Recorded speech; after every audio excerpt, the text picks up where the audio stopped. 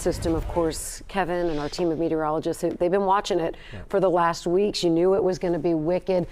Luckily, it seems like we got a lot luckier than it could have been. Yeah, you know, it always goes back to the same thing that I always really focus on around here, and it's if we get rain and storms early in the day, a lot of times, it's just really hard for our atmosphere to recover significantly where we can get those higher end ceiling severe events like they had out there in St. Louis. So again, it always comes down to the roll of the dice, and we had a little rain this morning. While we did manage to recover some this afternoon, the recovery was not as great as some of the computer models were suggesting, simply. So that said, we had nasty storms, but we'll take the win, right? So there's still some rain to our south tonight.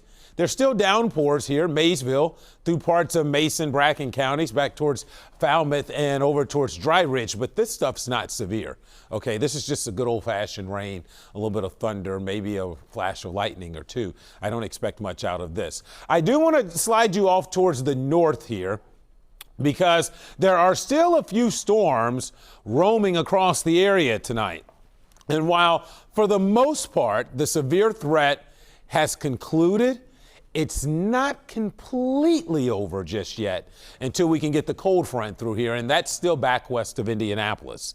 So with that said, while I don't have a huge concern for additional severe weather, it's not zero, so it's something we'll keep an eye on. Again, that tornado watch goes until 3 a.m. It may be allowed to expire sooner than that, but I don't think they're going to take it down just yet, because there's still some intense storms. For example, this one lifting into Preble County west of Dayton, and then a few more downpours still developing back here towards Oxford and western parts of Butler County. In fact, Allison, if you come all the way out on the radar, there's even a few storms back there towards the Indianapolis area, as well, as you can see, have flared up here in the past couple of minutes. So while by and large the threat is over for tonight, it's not completely zero. So that is something that we'll need to keep an eye on for at least a few more hours around here.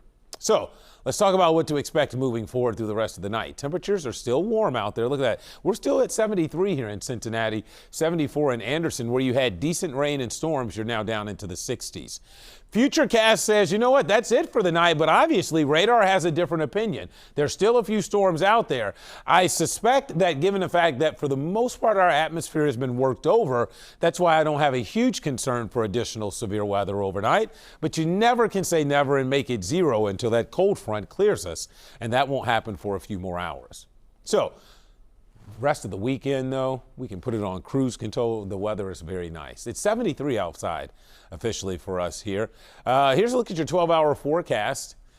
Again, I don't have a lot of additional thunderstorm activity, but I can't rule out a rogue storm the next few hours as temperatures slip into the mid-60s by morning. So the primary threat for severe weather has concluded, but there is still a non-zero risk for a few more hours. Breezy and pleasant, 72 tomorrow. Should be a fantastic day to start our weekend. Here's a look at your 7-day forecast. Enjoy the nice and dry weather this weekend, Mike and Cherie. At least it timed out pretty nicely, because more wet weather is expected in here early next week.